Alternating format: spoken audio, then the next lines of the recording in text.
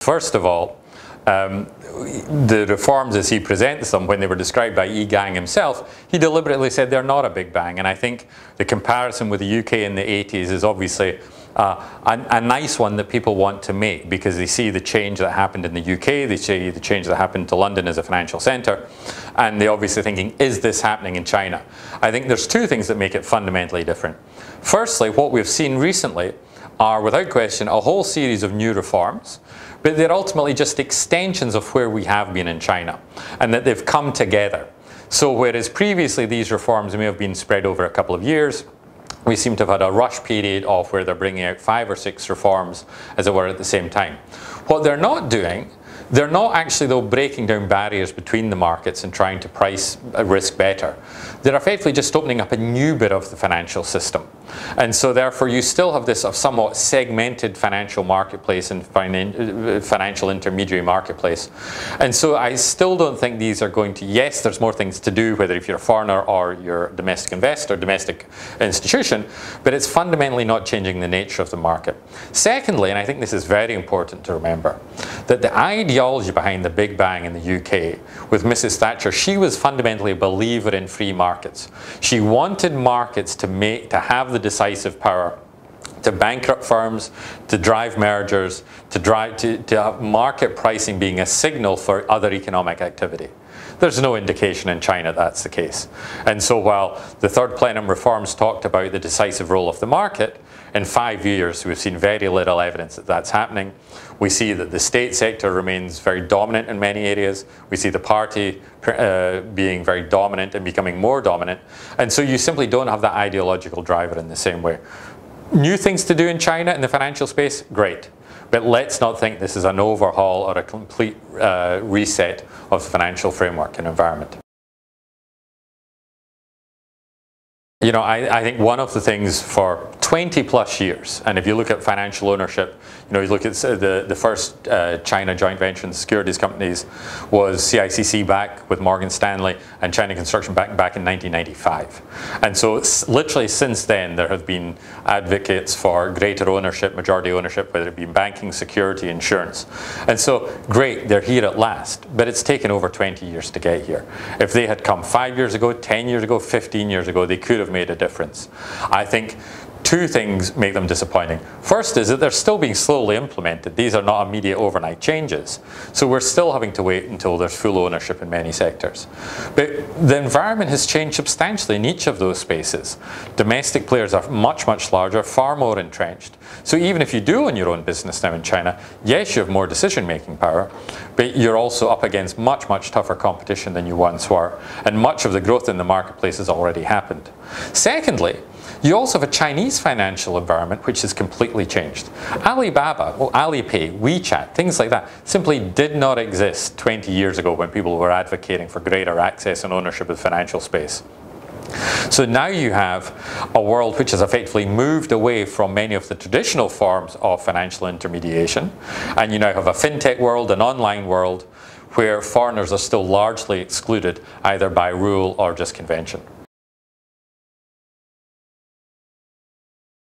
That's always hard to say. You know, there's going to be some people who are going to find niche success stories. Obviously, Morgan Stanley had a fantastic monetary return with CICC being a very niche player. They captured basically all the large IPOs, and CICC has become a very significant broker to foreign investors investing into China. So you're always going to have niche stories. I think, though, it seems to be that insurance and asset management are where areas where foreigners can outperform either local competition or certainly be relatively better. I think banking is highly concentrated, as we know, in the big four banks. Securities is the very large dominant players. So I think you look at asset management, you have foreign companies which obviously have much longer track records, much more innovative in terms of many of their product space. Again, in insurance, you have a much, the foreign experience that I think is already better relative to other sectors. So I think they're the ones that are going to be outperforming, but you're still ultimately, you know, going to be minor players in the financial space. That's always hard to say, of course. Over the years, the smart thinking has been do things quietly behind the scenes. China doesn't respond well to pressure.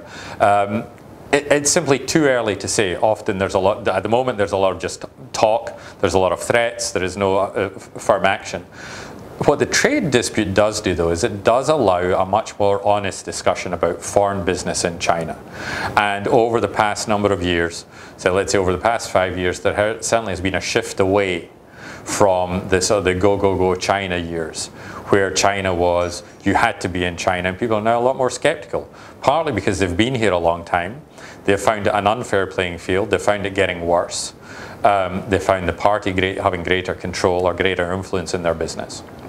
They see domestic policy changing, moving against foreign firms, deliberately so, and they're just being much more skeptical. So what I would like to think is that there will become a much more honest and robust discussion about doing business in China. And I think that will benefit the Chinese as well.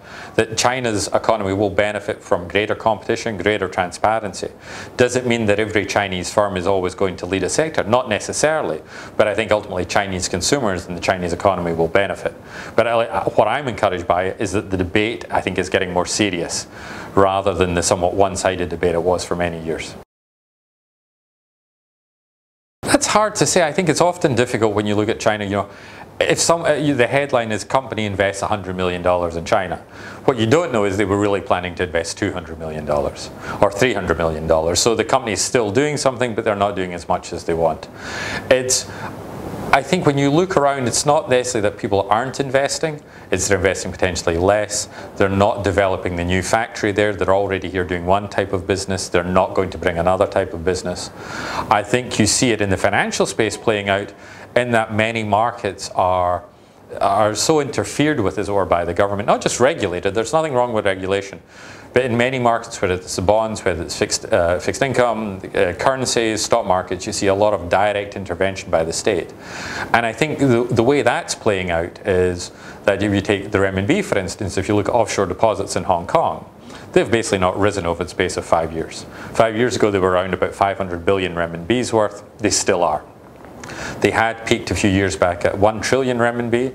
They've fallen as the currency devalued, but as the currency strengthened, money did not flow back into the renminbi. You see a similar story with SWIFT payment numbers, China's currency being used for settling transactions overseas. The reality is that people are not using the renminbi, and I think that's partly because they don't trust the market.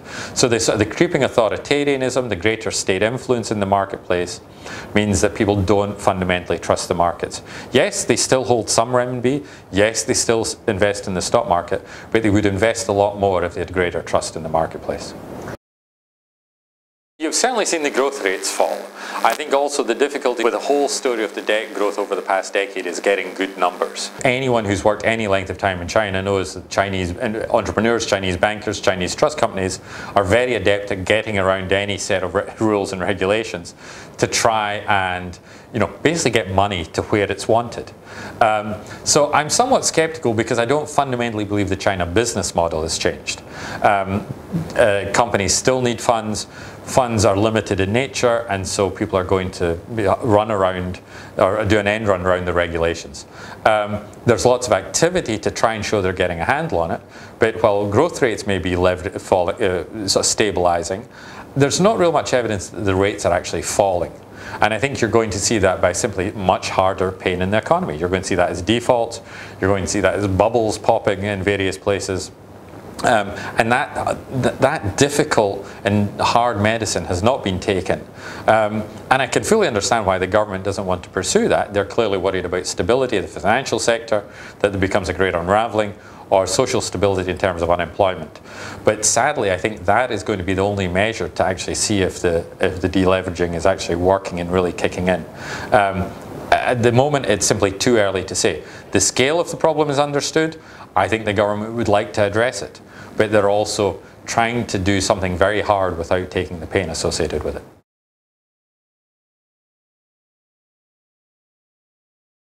That's always difficult. Like I say, I think more bond defaults, I think would be an obvious case. Much more clamping down on state-owned enterprises, not just simply mergers of state-owned enterprises into larger zombie companies, but actually selling off some of the assets, genuinely things they have not done before.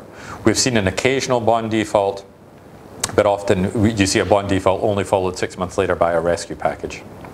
I think there needs to be much greater, there simply is not a belief in the market that the government will walk away from many of these liabilities. There is an implicit belief that the government's going to stand behind everything. I think that still holds true, and we need to see evidence that that doesn't happen. And only then do I think there's going to be a realization and a wake up that the government is serious about tackling the debt.